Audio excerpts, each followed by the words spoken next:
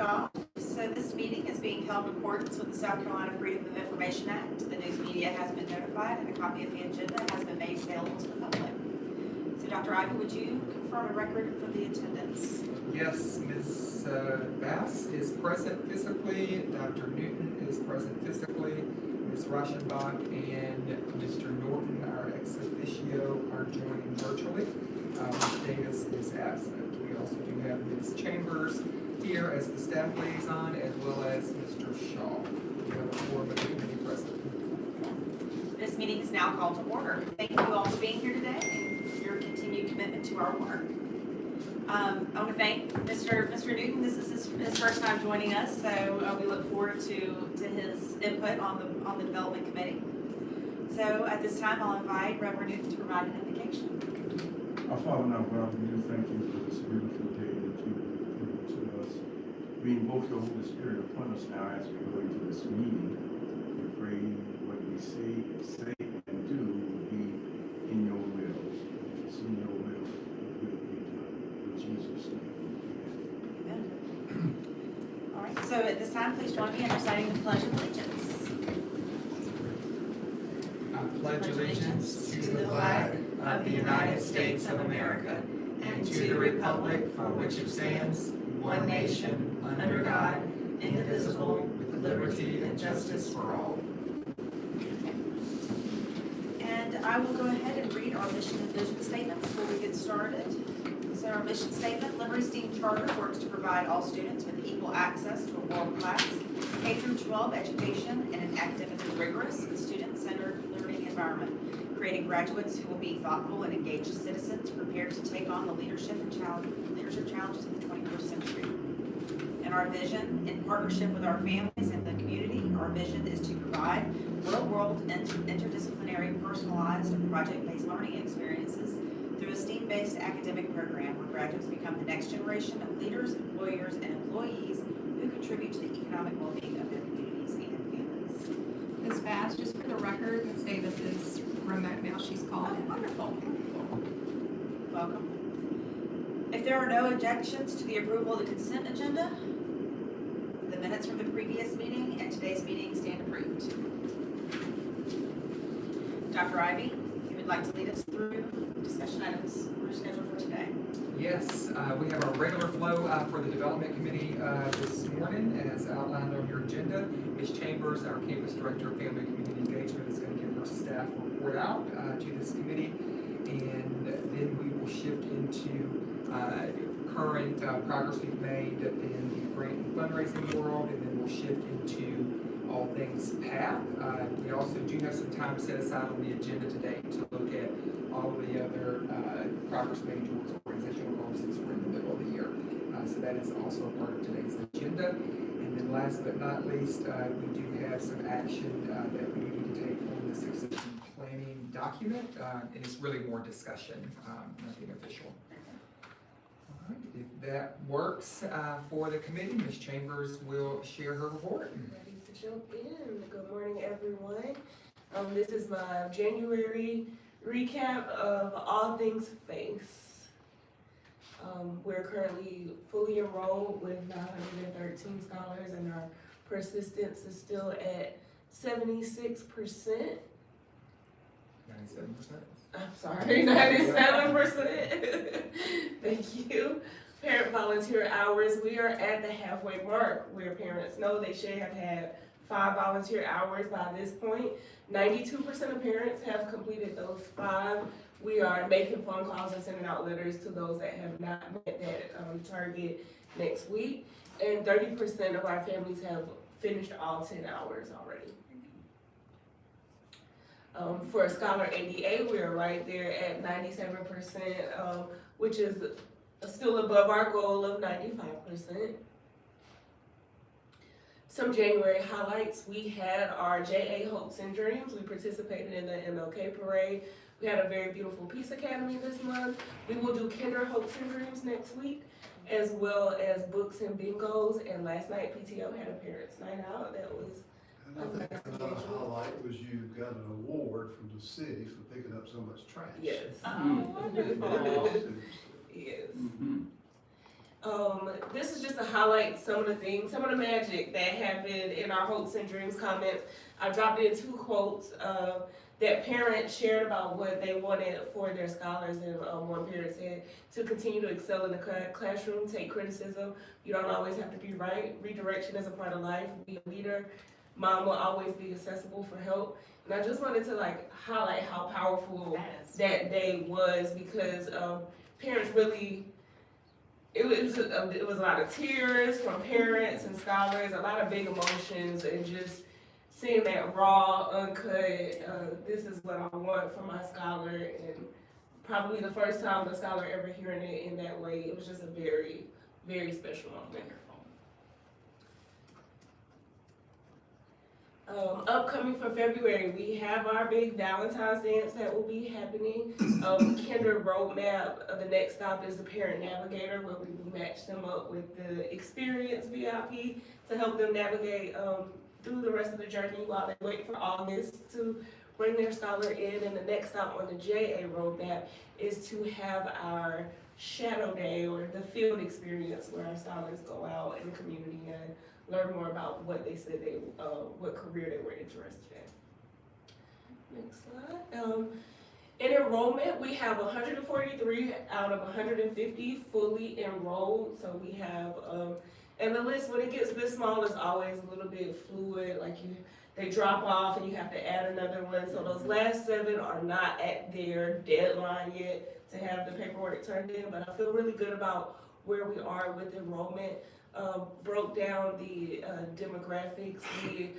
As it stands right now, 48% is African American, 38% white, 2.7% Hispanic, and 10% multiracial. This is the incoming kindergarten This class. is just incoming kinder.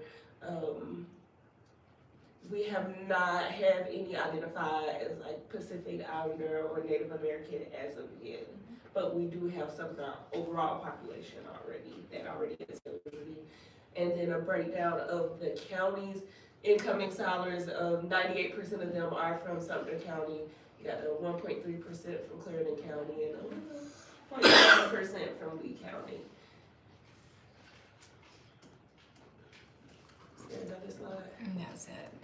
Okay, so there's a slide we're missing for my technology recommendations, but I do know them off the top of my head. The recommendation for Chromebooks is that they still do not go home at 6th grade with scholars, that until they just learn to be a little bit more responsible. We already have a lot of issues where scholars are dropping, breaking them. This year we shifted to a form that held parents responsible if your scholar damages the Chromebook, because it just was becoming a large number of damages. We are working with Bridge Tech to see. Currently, the cases don't allow space for us to put them in covers in cases and leave them in the. It would be so much to take the case on and off every day. So they're researching for me. Can we find cases that will allow the space, the charging stations that allow the space to put them in the charging station with the case on it? And if that is possible, the recommendation would be that we purchase the cases and whatever, because they do think it might just be a shelving issue. We don't have to replace the cart itself, but get some expanders to widen out the pockets that they go into. So my recommendation would be to find a way to keep those Chromebooks in cases full time so that they can charge in a case and come out in the classroom in a case. But at the end of the day, they would return to their charging station and not go home with scholarship. And that is because one recommendation from Ms. Harris is that somewhere in the game they have an Eagle period where they have a study hall, and we're hoping that they would be able to do most of their work in class anyway. So, and that is it. Does she need to go through the demographics profile? Just the last one is the only thing that I have not touched on, and that just breaks down the zip codes a little bit more in detail of how many scholars are enrolled from what zip code. Okay. So again, as of right now, 98%. from somewhere. Do we know if the 15 military or kinder have any, are all 15, is any of the 7 that hasn't finished their paperwork in that 15, or has there been any movement in that No, 15? not All on the 15 military. are locked Right. in. And there is one, she's using a Sumter address already, but they are not physically here yet, and so we will have to catch her up on the back end for hopes and dreams and all of those things. But that list has stayed the same, we have not had to change, that 10. But the plan is if a military scholar, comes off of the list, then we will replace them with another military scholar that has a military preference. Okay, perfect. Do we have any problem with parents bringing children from Gaysville or some other distant area? Sometimes, yes. That has been an issue before. I would say in the past, we have had 1 or 2 that had to withdraw because of that issue. I feel like personally for me, when I recruit, it is a barrier because I want to go to those spaces, but I also don't want to bring them an issue like you coming all the way out to Gable or Maysville and we don't have a way to get there. So I do think that for some it's not a problem, but when we talk about serving the underprivileged, it could be a problem for someone to try to find transportation from that far out to in town.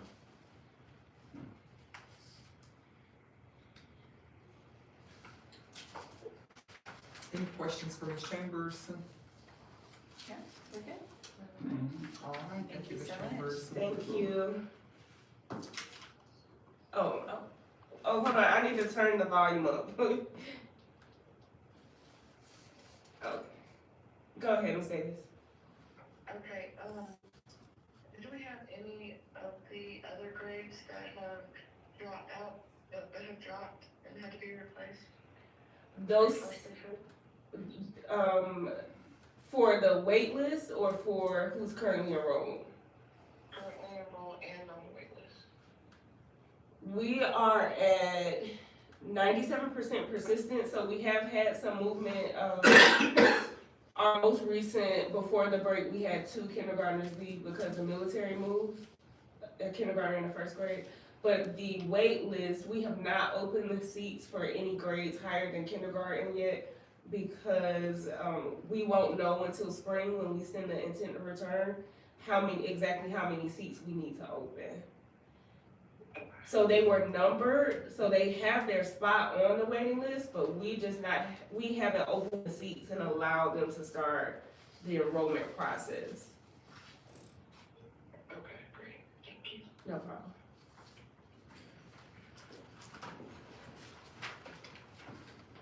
All right, thank you, Ms. Chambers. Thank you.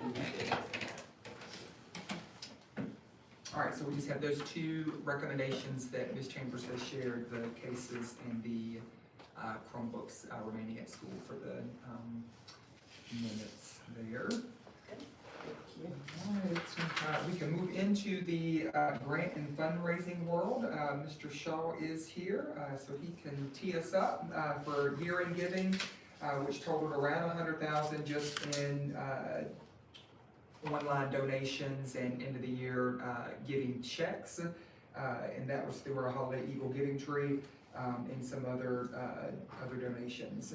Mr. Shaw, anything else you want to share on year-end giving before we move into updates with YAS and Building Hope?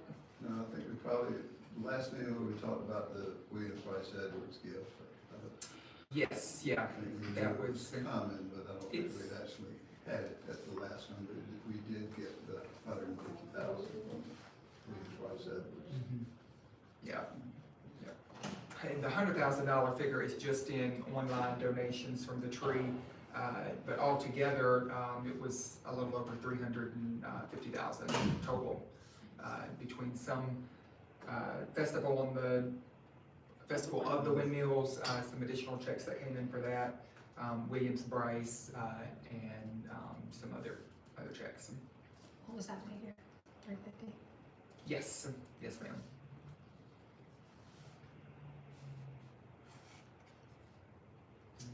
All right. With Yaz, we had our call this week.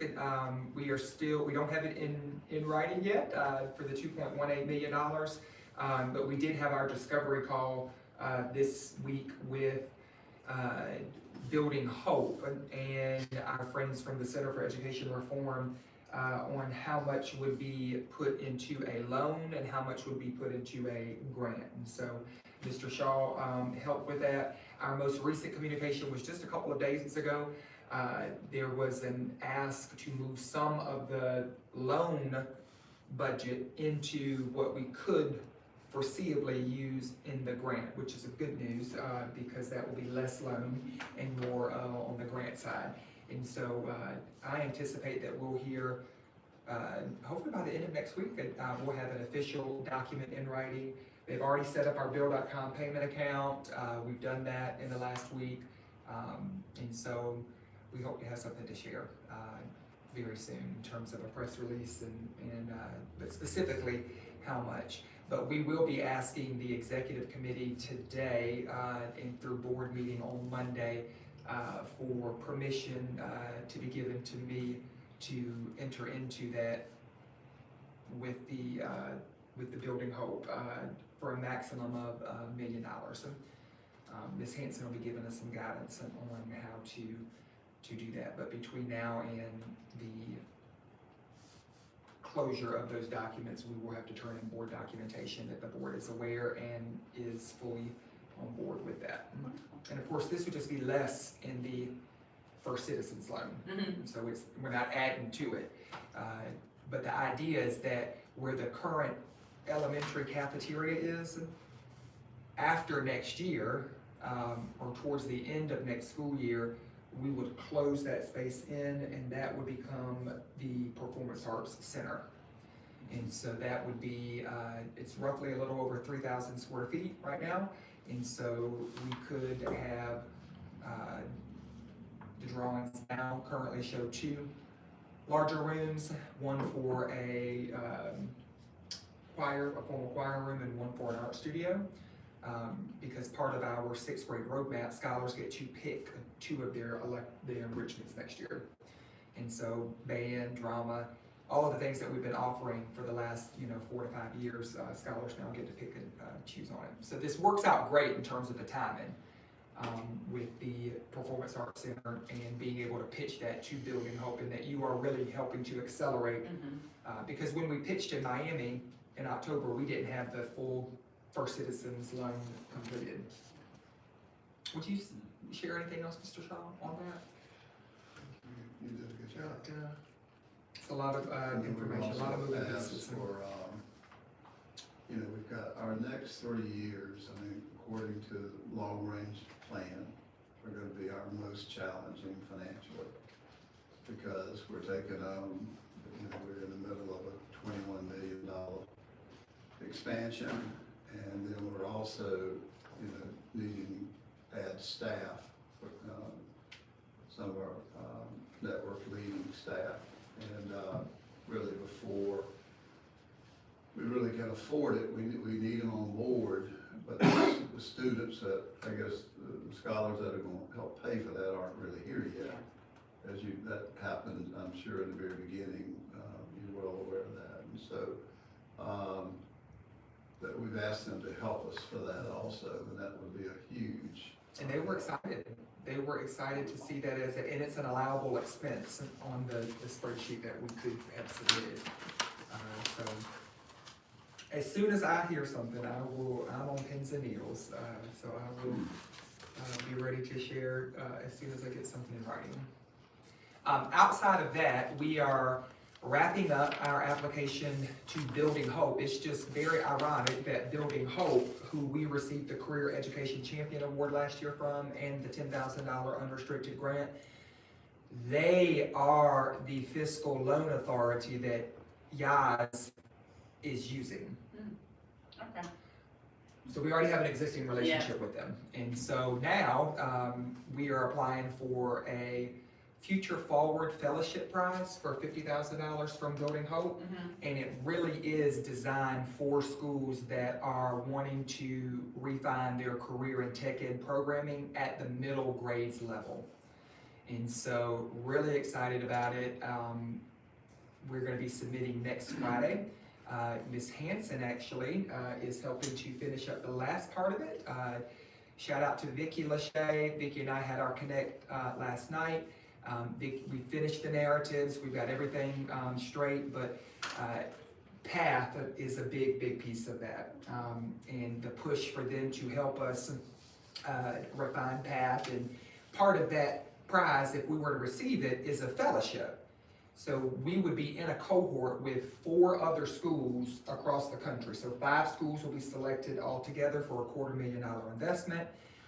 And the commonality between all 5 of us is that we are all adding middle school, and there's a commitment to career and tech ed as a key piece of their model. So Ms. Hanson is got the very tail end of it. She's helping to get some letters of support. I think a couple of you were hoping to help us with that, and so we've got some scholars writing letters, parents. That's one of the key pieces of evidence that you can submit. So I'll keep you posted. Nothing else in the grant world that we are working on. The Building Hope grant has taken up a significant amount of our time for the month of January.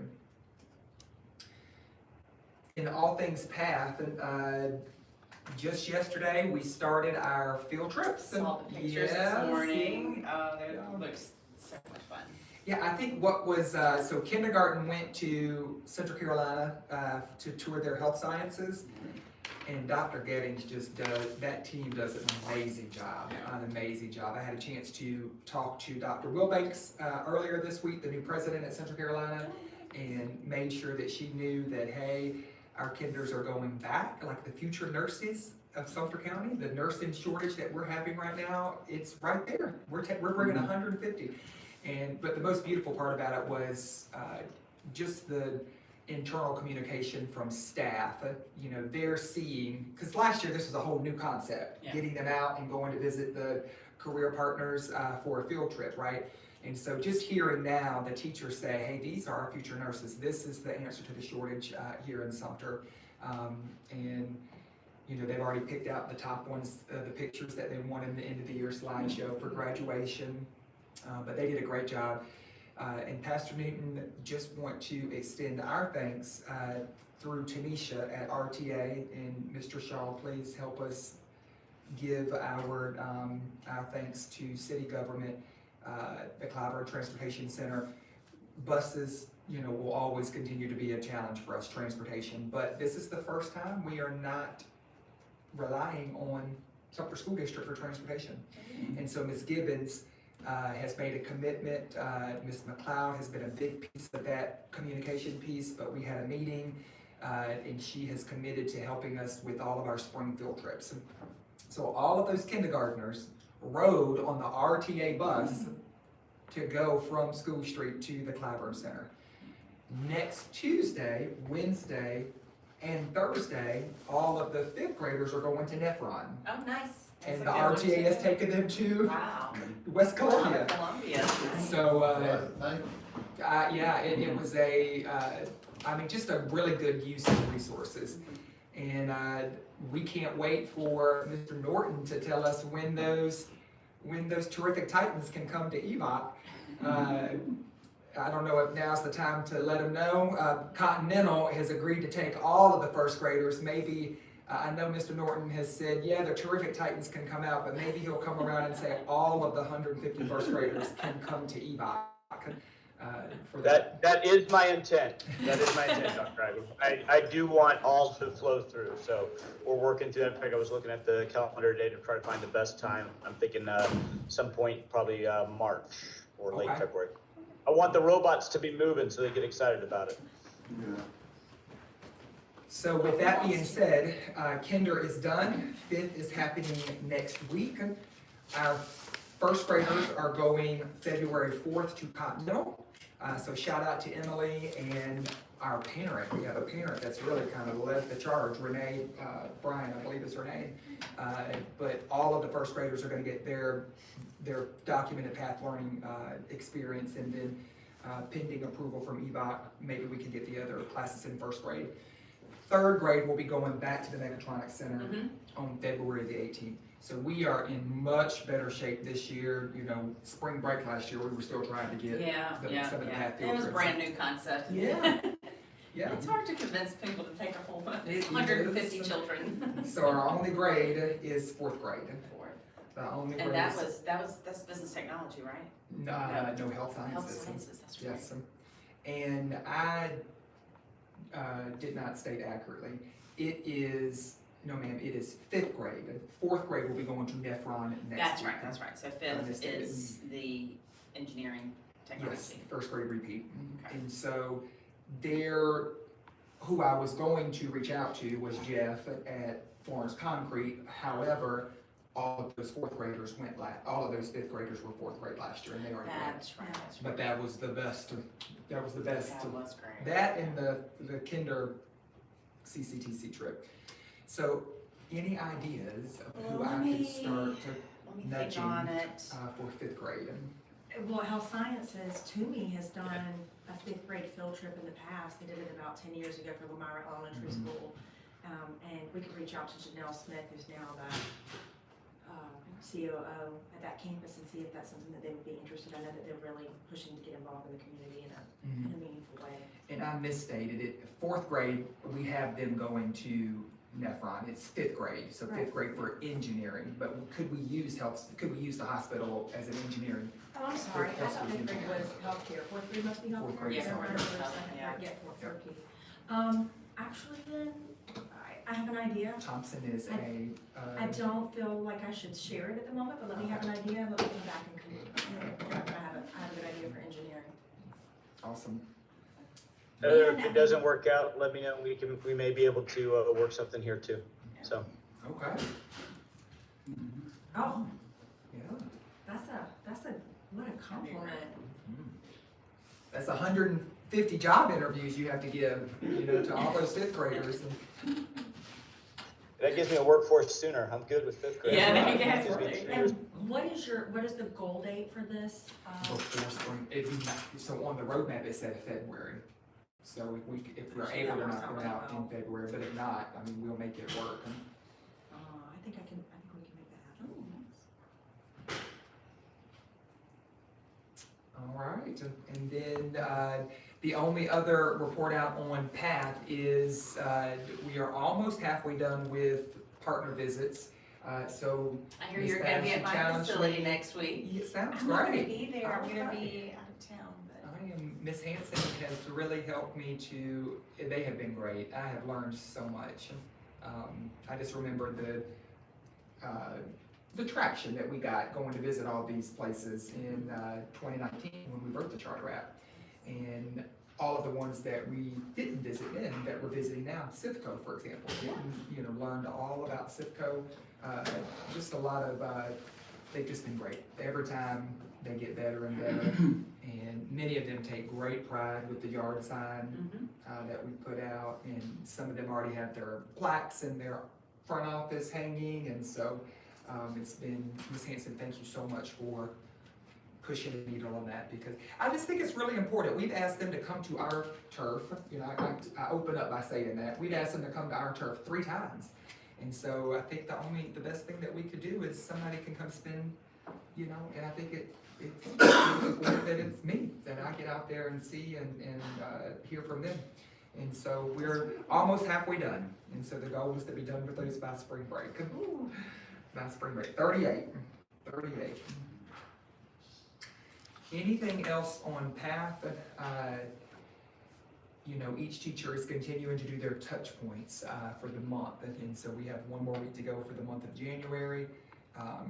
It was a really good push on y'all's end for us, now that pitch day is done in November, what are we doing to continue the partnership? So for example, all of Kinder, because it's an evaluation goal for teachers, so they have to document a touch point. So Kinder's touch point for this month was the field trip. Okay, So when they do the field trip, that's their touch point. And so, I think in February, we will give some energy to how we want to do this workforce development teacher switch day. Okay, oh, yeah. For example, Ms. Graves has already done it. There's a couple of other teachers that have already, they've spent time at the job site. And so this is something that's never been done before, right? And so maybe we can add this to our February meeting agenda for development as a discussion topic of how it could, how do we want to give guidance to teachers? Absolutely. Sounds good. Okay. All right, we'll take that as an action item. Mhm. All right, we're down to the last two topics, is you've got, your board meeting packet for this month was, I know, incredibly extensive because it's the middle of the year. And so you have all of the data that we report out for middle of the year at your place setting. And we do have a lot of handouts for, that are at your place setting. We printed all of the big org goal handouts that we wanted you to have access to in terms of where scholars are for mid-year proficiency levels. We are roughly half where we should be, which is historically where we've always been. We always are usually in the mid-50s, low 60s for middle of the year, and of course the goal is to get to 85%. So you have those broken down by classrooms at the primary and the elementary. You have the family engagement data, which is again very promising, 98% at both campuses. You also have our mid-year staff satisfaction survey data. We printed the entire packet for you because this is something that's tied to our CSGF milestones. And so our academy directors are actually presenting this on Monday at the board meeting. So they're giving their state of the school address. And so, I mean, what I love about this survey, this is kind of like a Great Place to Work survey for education. And so we've done Great Place to Work for the last 5 years, but a lot of those questions are not specific to K-12. And so, anything that you read out of all these handouts, please read this. I mean, it breaks down the 7 domains. We had a whole hour debrief with Charter School Growth Fund and our friends at Spark. Spark is the company that has put this survey together. And, they continuously said several times over the course of the hour, hey, even though your lowest score in domains are in the 70s, there's 3 that are in the 70s, our goal is 90%, right? She said that is impressive. They're comparing this to all the other CSGF schools that are like us across the country. And so, while we, of course, went to 70%, the ones that were the lowest ones, they reassured us that, we're on the right path. So the presentation on Monday will be a culmination of a month's worth of work on the academy directors. They have done a focus group with a group of staff members that they have identified to break down the survey results. They've worked with their executive coach. And then today is the last day that they are rolling it out to their grade level teams. So you are the last group that will hear their state of the school address on Monday. Okay.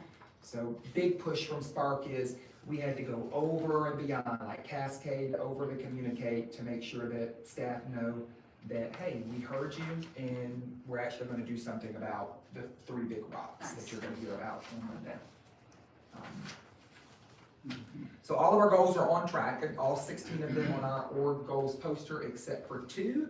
One is our proficiency. We're right in the mid-50s for reading and math, 54% for math and 51% for reading, and then 50%, 50.9 and change. And then our 1,000,000-word reading challenge is off track. And so, which is not uncommon. We do take a dip in the middle of the year with 1,000,000-word reading challenge, but getting them back on with their reading logs. We will be proposing, on a side note, to be moving to electronic tracking. We finally found a platform that can track the words that is tied directly to Accelerated Reader. Some of you may remember reading AR. It's still a big thing. And so CSGF helped us to find the platform. And so we would no longer be doing handwritten reading logs. which as you can imagine, for a fifth grader going to sixth grade, probably not as exciting to write down their books, and so, but there's a whole program that tracks, and they can't take the quiz until it shows, AI picks up how much they turn the pages on the Chromebook and that sort of thing. So a lot of data in the packet, you know, instead of going through each one, I'm happy to answer any questions. The poverty number, I know I reported to executive and to all committees in written reports, but we talked about it in executive and finance last month, that January is our month where our new poverty funding takes effect for the new 150 scholars that we took in. And so we had an issue, the numbers were not picking up for some reason. You know, I didn't want to sign the 45-day reports. We ended up signing them. We were told we had to sign them so that we could at least be on track to get our new January allotment, which is supposed to come any day now. But I do not know for certain that it is going to be for our increased poverty amount. So we're going to have to wait and see, but they have assured us that we will get back pay, if you will, for that. We are one of 3 schools in our district that happened to. So the incoming kinder class, do we have any eyes on what that looks like, No, that no, breakdown? we are, and great question, I'm glad you asked that. Every January, the newspaper usually runs the article on our racial breakdown, because, you know, that's one of the compliance indicators in state law, that you have to be 20% up or down. The poverty data we cannot legally collect until the first 10 days of school. Got it. And so when they do their income form, so that we can requalify for the breakfast and lunch program, we won't know that. Okay. No, ma'am.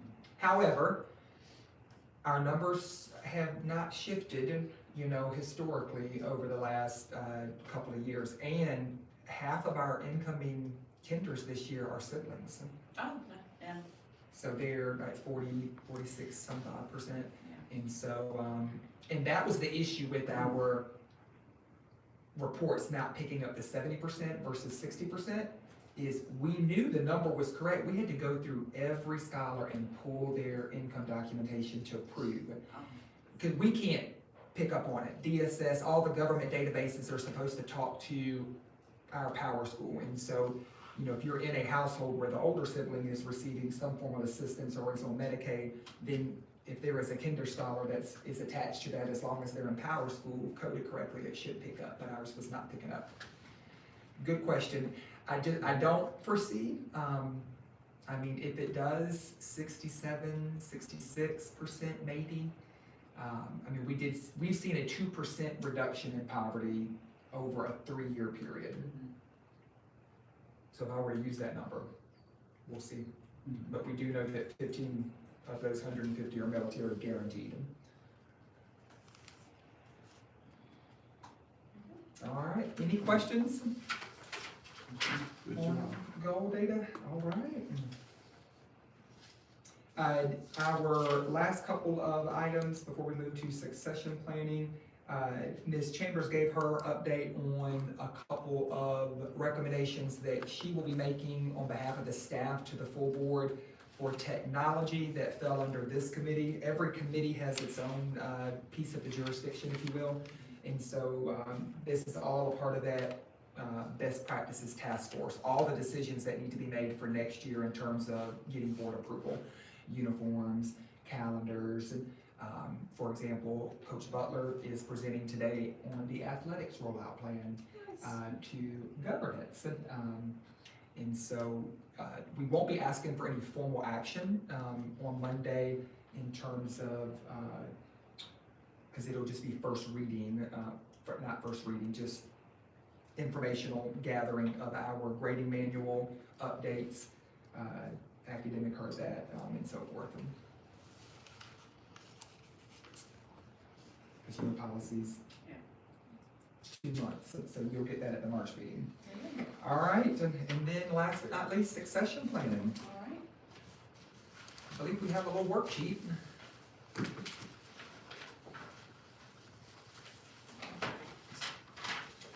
So for this one, we did a good chunk of it in finance, but for development, we really wanted to capture those donors and, or path partners that we need to notify of major secession changes, in leadership, anything that would go out to them before it went to, before it hit the news. So we identified in finance all of our heavy donators like Charleston Growth Fund and all of that. For here, we kind of want to focus on our path partners and our private donors that we feel are the ones that should be notified ahead of time. And from finance, and now Mr. Shaw is back with us. Any of our key path partners, I believe we were looking at who would get an email versus a phone call. Yeah. And so path partners that were financially contributing. Yeah. Do we have the most recent kind of numbers on their contribution levels? I can get those, I'm sorry, I don't have them. Okay. There haven't been any this year. Okay. This fiscal The year. main ones are BD and BD Trans Sales. And IMSCME, REMAX, IMS, which is not a path partner, but. REMAX, and, Vincent. Yeah. Does this include those who come through the golf course, or is that? I know there was a kind of an overlap there. Yeah, some may, I might, I'd have to check. Okay. Yeah. What's the number, what's the actual, is there a specific number that we are asking every path partner to contribute? We are asking, we're not receiving, I mean, I would say right now about 10% are participating in that. Yeah. We are asking everyone to sponsor their classroom for an amount of, what was that? 3,500. 3,500, yeah. 3,500? Yes. Okay, Yeah. but we're not getting that, is that what you're saying? Yeah, that one's been tough to get closed. Everybody's like, oh, well, I'll pass it along, and then it's kind of falls off. But I mean, honestly, they're getting all the benefit without any type of. It's not unlocking additional benefits for them. It's like I don't know if we have something because they're involved, they're First participating. Citizens and Yeah, and- Synovus also. And their contribution of their time and effort is. Yeah, and that's a is- That's the huge main part. We're so Yeah. grateful, Yeah. we're so grateful.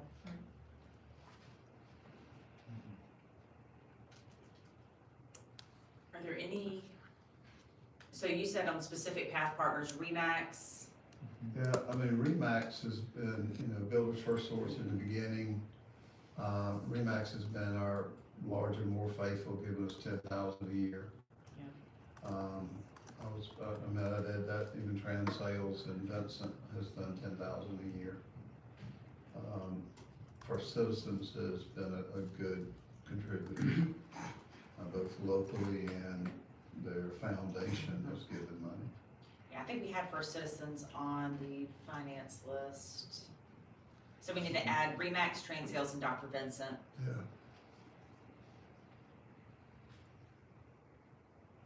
What was that last one?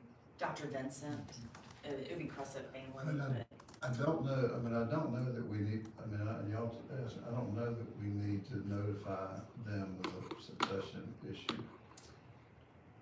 I think the conversation was around like recent donors and to our friends at the Center for Sustainable Leadership, this will be updated yearly. And so, I mean, maybe just an email, just, we appreciate your contribution to our mission. We do want to let you know that, A, B, and C. An email would be nice.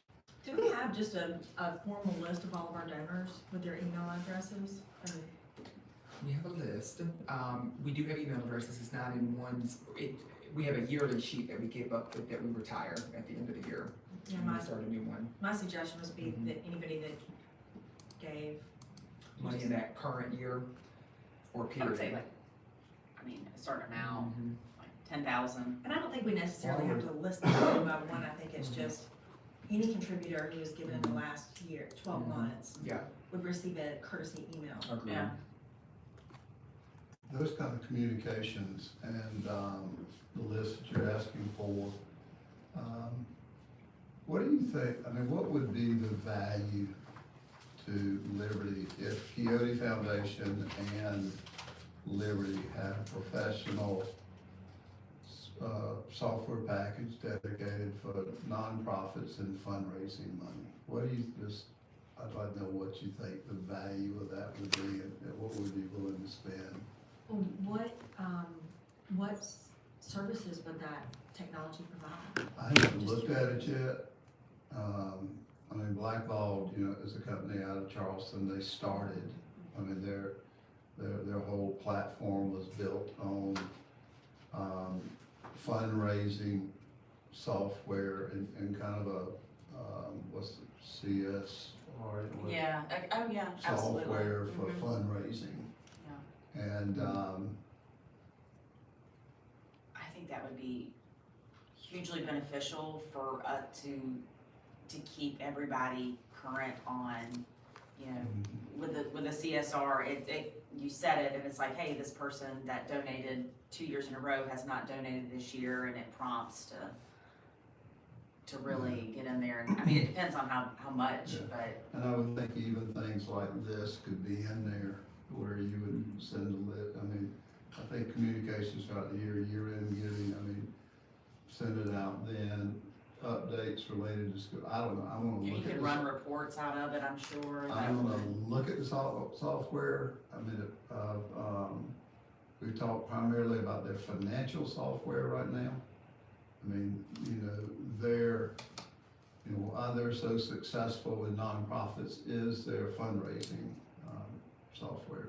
Mm-hmm. And, I mean, at first I thought, I don't know that that's worth it for us. I mean, if I could get them to throw in both us and Coyote Foundation for the price, possibly. I mean, it's a little more expensive than what I was expecting.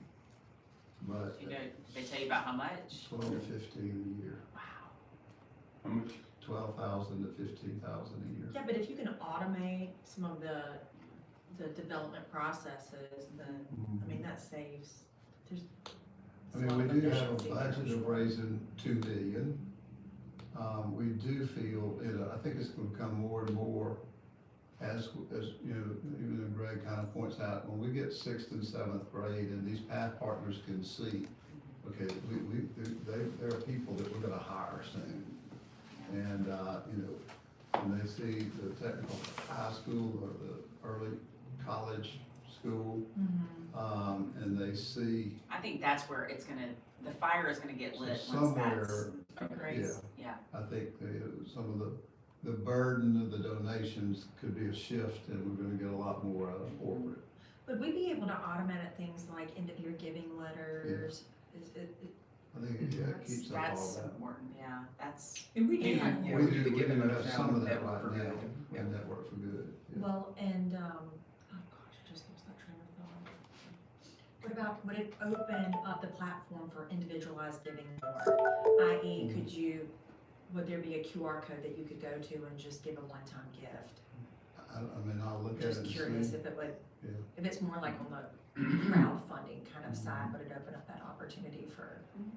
that'd be great, or just anywhere that they can make the donation directly through a website or some sort. Yeah, I'm thinking like the angel tree Yeah. concept. So you say the number didn't, if it were Coyote and Liberty, it's high, but it's worth looking into. It's- Is that what you would say? I would agree. I would investigate. You wouldn't know until you look into it. And you could set up those as like 2 different divisions, Mhm. and it can track together separately, you can, I mean, There could be a partition in Have place. you talked to other companies that's using I have it? not talked to anybody that's used it. Probably could help get Yeah, this. I'll do that. They get, Portugal, a school in Charleston, they use it. Hammond over in Columbia, they sent me a name of a person at Portugal that uses it. You know, check that out and see. I don't think any charter school in the States use it. Ms. Davis So wants am to I say hearing that, we're talking about like a list of lapsed donors, is that Yeah, well, we talked, We're talking, Gifford's, talking about some software, some kind of like a CSR type software where we can track donors over time and donations and, contacts and really kind of run it like a true sales side, through Liberty and Quixote, so we can stay on top of donations and track where they've been and find lapsed donors. And all of these current platforms are under the bid amount in terms of procurement, and so just for the record, we're not openly discussing any platforms that would exceed our procurement level that would require us to have bids and an RFP. Well, I think that if they can help us at least increase the donations so that we can cover that cost, then. We had that with SCA when I worked for them. We had, I'll find out what the platform was, but we could track our donors and we could put it, in like what we were actually looking for. And each year we just kind of pulled the lapsed donors around, towards the end of the year, and that's who we focused on. Yeah. For end of year donations and things like that. Yeah. And we could, we could track them for, years, like 10, 20 years. Yeah, that's, But I can call our home office and find out what their platform was. I'm sure they'll be able to tell me. sounds good. Feel good about our list? Yeah. With that, we use, it'd be like, it's just like a Salesforce type platform, and, you can track everything in there. You have, I think it's definitely worth investing in. yeah. It's the next iteration from all the spreadsheets, and, that's kind of like the next Exactly. development of it. Exactly. We're moving to a point where it's, the Google Sheets are starting to mount up. Harder to manage. Yeah. All right. So back to our script. So, do any board directors have suggestions for future agenda items? Anything from what we've discussed today that we need to add? Would you have our input on the path? The guidance to teachers. Yes, yes. Perfect. Yeah. And there is a group, the Midlands group, that does it right now over the summer. Mhm. But I know we can come up with something good. Yeah, formalize a major donor list, yes. as well as just I need to report back anything I found in the software. Sounds good. Yep. Let's move this right into action steps. Got working on fifth grade field trip. Yes, the fifth grade field trip, Ms. Reichenbach and Mr. Norton, just keeping us informed if we're able to bring first grade or other grade levels out for EVOC. He said March could possibly be a visit. March would be a visit for EVOC. EVOC. And if February is your goal, I'll adjust accordingly. Well, I know you would want to give your Titans the royal treatment first, so we will take all guidance from you. Sounds good. All right. So I think we have all of our actions and recommendations going forward. So with that, I will give you back 5 minutes and thank you for your participation. If there's no further business, we are adjourned. Thanks, everyone. Have a great day. Thanks, Travis. Are we doing a remote call back for the next? Yes.